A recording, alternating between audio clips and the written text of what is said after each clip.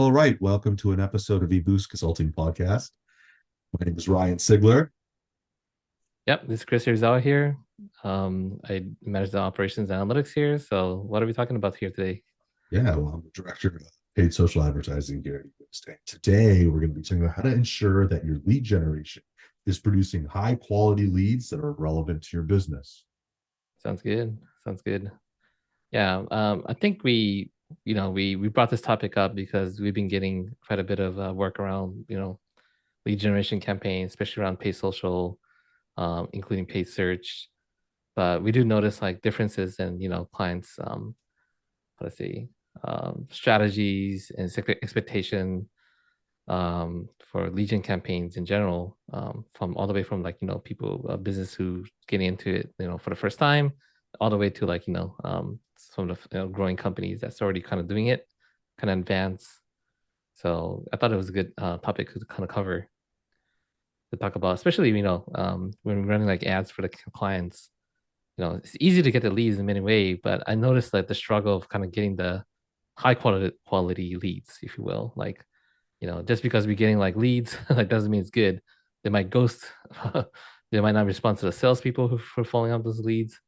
So, there's a lot of things we could do on the back end, but also on the front end, like on the paid social or paid search side, there's a lot of techniques that I can actually use to kind of optimize, right? And I thought it'll be good for us to kind of discuss it a little bit. Yeah, I totally agree. Generating leads on paid social, specifically Meta, Facebook, Instagram, in terms of lead volume, can be pretty easy to do. Um, it really comes down to just ad copy and targeting and whatnot, a type of incentive. There's a lot of on-platform types of lead generation. So you can do lead generation on platform through instant forms or for lead ads, or you can send traffic directly to a website. But either way, you always come back to the issue of lead quality and how what's your real cost per lead. You have one cost per lead, which is essentially the cost to get that lead in the first place, but then you have a real cost per lead on the quality. That's sometimes difficult given the standard parameters in advertising to do. So we've got a couple tactics that we do here at eBoost Consulting, and we'll talk about some of those. But yeah, Chris, I mean, what do you think's like the first, in your opinion, what are the first things you do to talk to a client to determine their Yeah, lead generation goals and quality? yeah. I think that the most important thing at first is like to really understand the client's business and also their kind of definition of quality, because quality could be very subjective, right?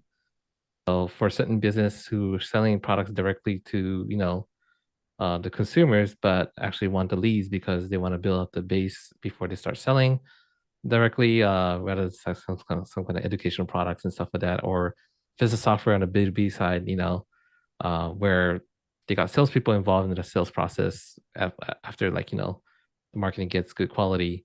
So definition is quite different.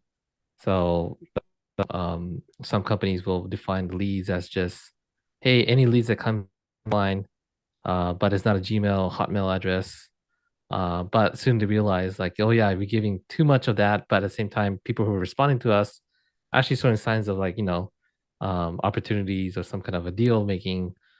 They realize like, oh, it's coming from a certain industry, or it's some kind of a job title, or it's coming from people who actually not only contacted us but also downloaded white papers. So there's a lot of cues, if you will, or even data within a profile, and that tells us whether it's a good lead or not. And but that a lot of times has to come from the client, or even working with us to find out what is a good lead. Mm-hmm. So it's sort of a process. Yeah. So If yeah, what you're saying essentially is, if I'm understanding it correctly, it's you're looking a lot to the client to help you define from the batch of leads that come in. You're looking to them to help you define and qualify each of those leads. Now, some of those clients will send these through CRMs like HubSpot and have their sales teams call them and activate on them.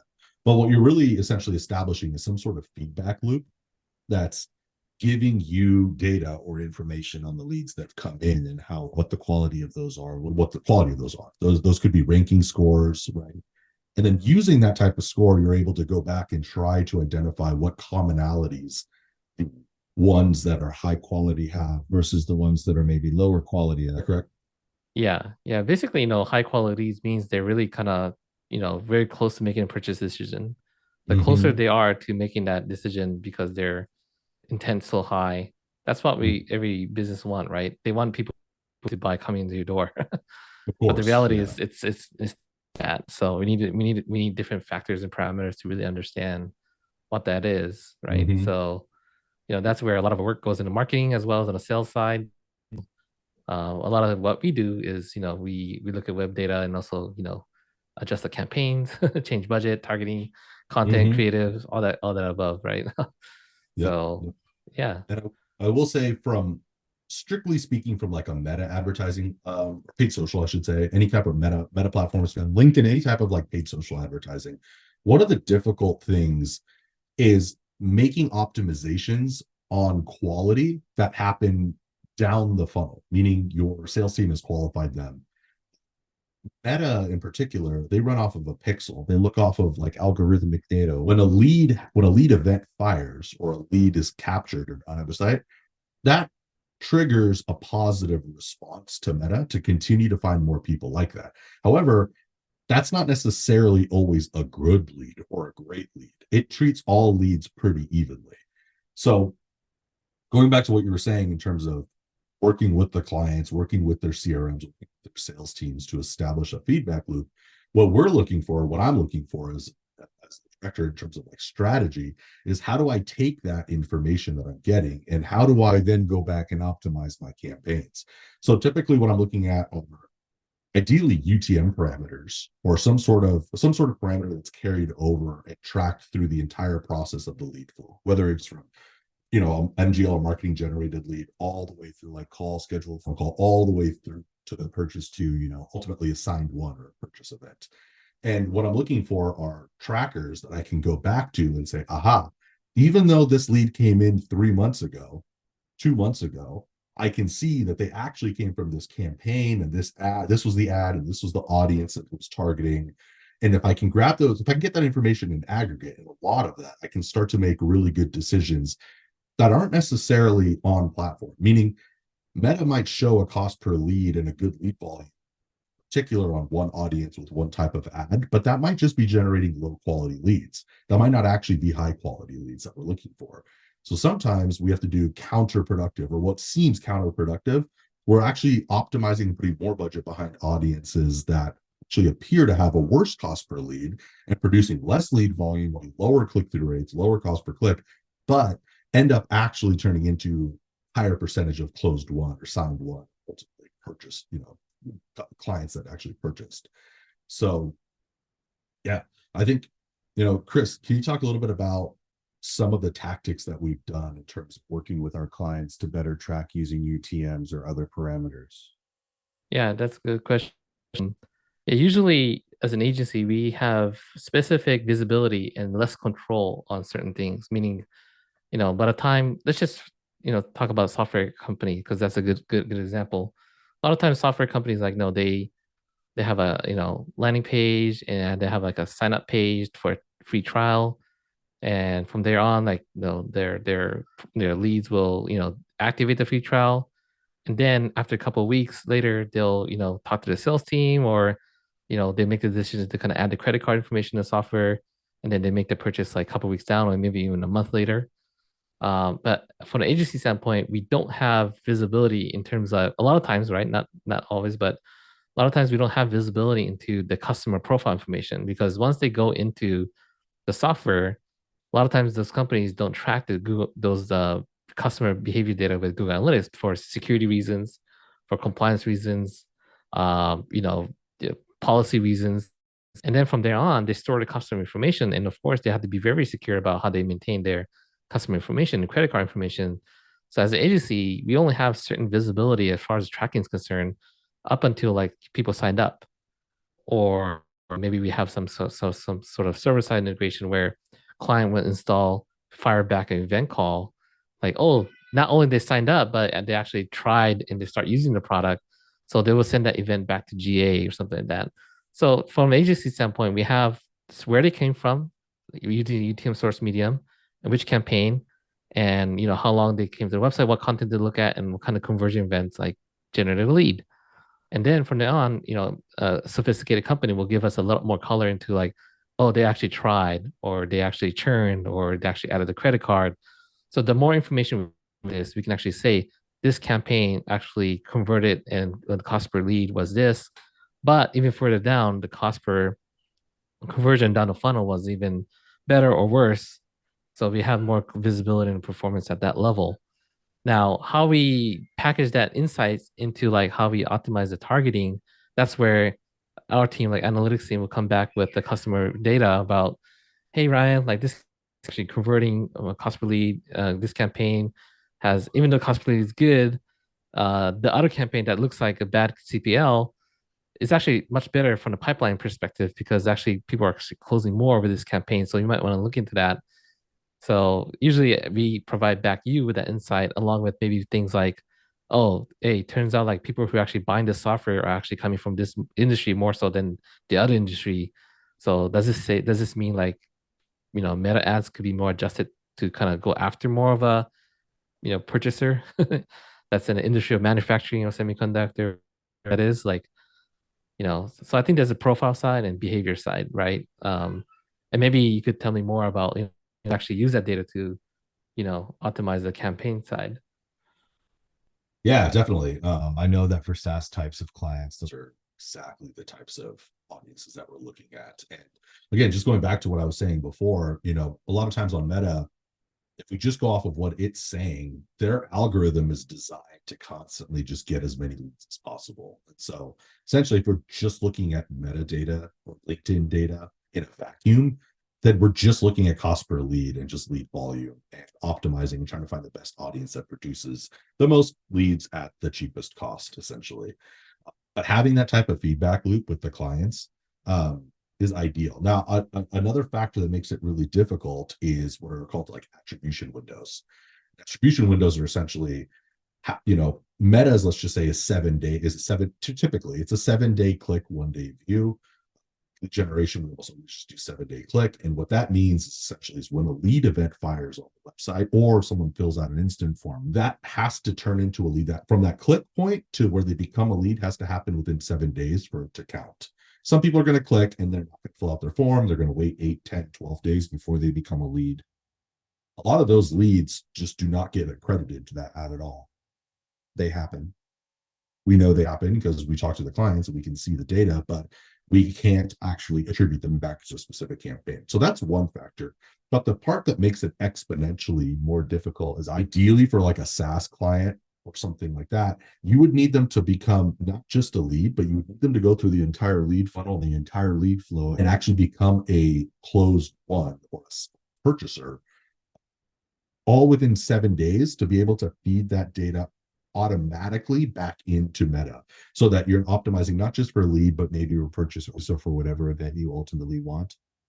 As we know, how many clients are able to convert, especially like high priced SaaS types of businesses?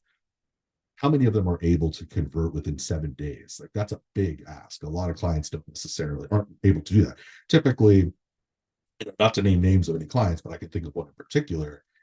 Their typical sales process from lead to converted sign one is like 3 to 4 months on average, and so they're clearly a B2B type of SaaS product. But in that case, how do we tie in that data that comes in 4 months later, along with all the ones in between that come in? Some people will convert in 2 weeks. Some people will convert in 7 days. Unlikely, but some people will. Some people take a month, some people take 2 months, but on average, it takes about 4 months for someone to get from lead to converted purchaser. And how do we then make decisions on campaigns that we had running 4 months ago? We have to take all that data and look at it and go backtrack them as best we can back to the audiences, back to the ads, to the campaign that these purchasers, here we are 4 months later, originated from campaigns that were running 4 months ago. And that typically is it's an uphill battle. It's a difficult thing to do, but it's something that we have a lot of experience doing here at eBoost. And, I know I've gained a lot of experience doing that over the last 2 years here in particular. more so. And I think that's what really makes us unique. I don't think there's a lot of agencies that are poised today, set up with the advertising and data analytics side, that are able To pull both of those Yeah, you brought strings. up a good point about the time and volume, because the attribution window is one constraint that we have, right? So from that perspective, you definitely want to feed fresh data to Facebook as much as possible with volume, because if there's no significant volume for Facebook to make decision on, then that's another data point that's quite useless. Because let's say you have one conversion or purchaser within a 7-day period, that one conversion may not mean so much compared to a business that could generate like conversions a day. So Facebook could learn fast within the time frame. But again, that's the kind of data we look for, is like how much volume do we get out of these kind of like people who convert, who are looking at specific content. Maybe we need to mark it up with a custom event or something like that, so that Facebook could make decisions around this, timely data, volume data. But going to your point about, okay, so if we do get that, that's great. Then you have more leverage for Facebook to learn, make better decision. But let's say a lot of those volumes are coming outside of the, or a lot of that is really data that Facebook just can't have. Like, like people who are in a certain industry or a certain age group or demographic, or something about the unique business, right? That we learn, um, you know, auto industry that's doing, or windows tinting, or people in the general contracting doing roofing. It's like, once we learn, like, oh, these are the people who are actually buying, then for you, you can't really teach the Facebook. From what I heard from you, is that you can't really teach the pixels, if you will, or the Facebook in a certain way. But at least you can actually make maybe some by creating a campaign, setting up a interest category that's resonating with that kind of industry, right? Yeah, and So you can also take all of those people. So let's say in this example they were talking about for like a roofing industry, you can take all the people who have converted, have submitted their data to you in the roofing industry, and take that and create what's called a custom audience, which is where you're taking all of your CRF data about these people and uploading that back into Meta, and it hashes all the data. They're not actually keeping it in a safe manner, but it does hash all the data. But it looks for it tries to identify who each of these people are on Meta, who their profiles are on Instagram, Facebook, what websites, what commonalities they essentially have, and then you can build lookalike audiences off of them. So you can tell Meta, like, hey, here are all the people who have become leads in roofing contractor, that category for my business, and find me 1% of the US population who look somewhat like these kinds of people. And you can also layer additional interests in there. So to give it more directional accuracy, you can also say, must look like this type of audience, the seed audience of past roofers, but also must have interest in roofing industry or some job titles or whatnot. And sometimes you'll put like age demographic ranges in there to try to get more decision makers as opposed to like entry level employees in a certain field. So those are some ways that we can take data for like closed won purchasers later and try to push and nudge the algorithm in the right direction. And also what I'm saying, I say Meta, I speak a lot about Facebook, Instagram platforms that we run on, but we do obviously do this on LinkedIn and other platforms as well. And they all generally work with the same concepts behind them. So, yeah, all this stuff is very informative, because like what at the end of the day, the client also have to have a good um data hygiene, if you will. yeah, First very of all, true. the campaigns, it needs to be marked up with UTM, so that when we look at the user behavior data, which typically comes out of web analytics tools like Google Analytics, for a lot of companies that use analytics that's inclusive of the front end as well as the back end, like after they log into the tool, like they'll use tools like Mixpanel, like Heap. But the point is that usually the top-notch companies are usually got this data hygiene right. And then not only that, but they have a good kind of data practice that allows the agency as well as their marketers to kind of access this customer profile data, which sits in a CRM like Salesforce, so that they have insights around, hey, this is what the sales is actually getting good response from, and here's all the data points that's really kind of meaningful for marketing. So that seamless kind of like integration with the data and conversation, the less barrier we have working with that type of data tools, it also helps us marketers to kind of do a better job on the campaign management side, right? So, and of course, a lot of companies who have all this stuff capabilities lined up, that's great. The companies that don't have these capabilities lined up, the first things first is, yeah, at least let's, create assumptions, or at least create a data dictionary that we can work with. Like, hey, we don't want leads that's Hotmail or Yahoo. We want specific job titles, or we want somebody who actually expressed interest, but not only interest, but also they came back and did something or took action after the fact that they became a lead. So all this kind of like criteria is actually going to be important for us to kind of work with. Mm-hmm. Yep. All very good points. Yeah, I mean, there's a lot of things, even from a marketing perspective or an advertising perspective, just doing the simple things like making sure the campaign is named properly, An audience is named properly, the ads are named properly. because nothing's worse than having kind of it smashed up, not done professionally, and then trying to desperately backtrack from that data that comes in 3-4 months later. Backtrack to some campaign or something that was running with some messed up naming scheme or something like that.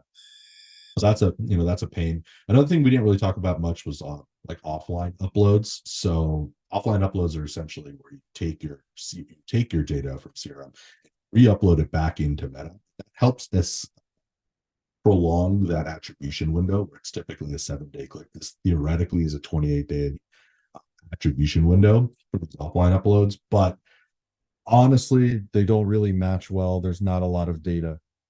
The match rate's low. The match rates are extreme. Essentially, why I think a lot of this changed they already weren't great pre iOS 14.5. That was the debacle that hit advertising world a couple years ago, April 2021. I still remember the exact day of reckoning. But those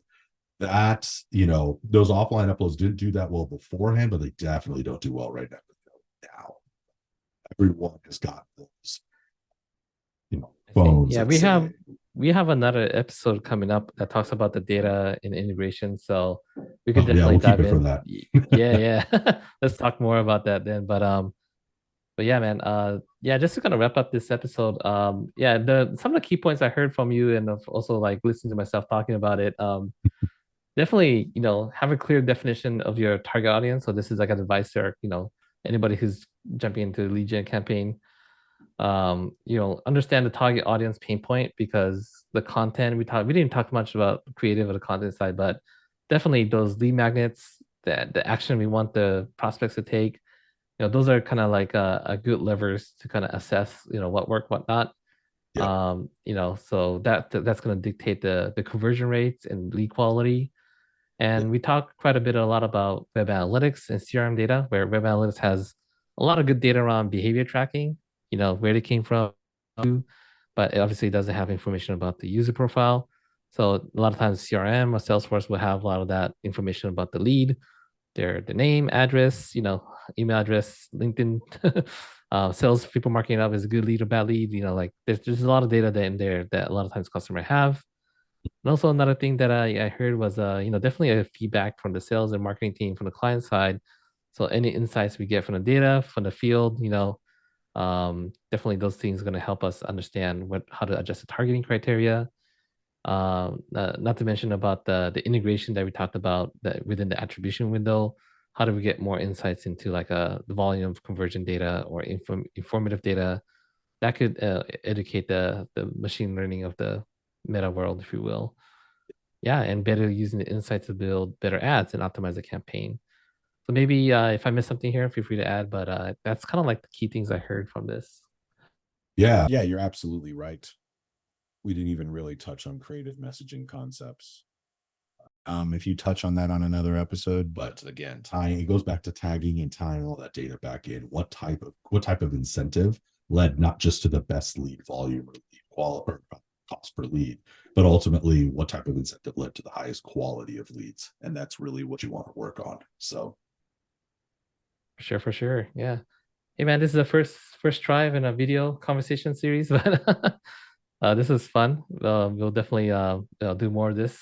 And for those who like this, listen, have questions, definitely feel free to visit our website, ubisconsulting.com, and yeah, don't hesitate to contact us and reach out. ask questions. Yeah, we're here to help.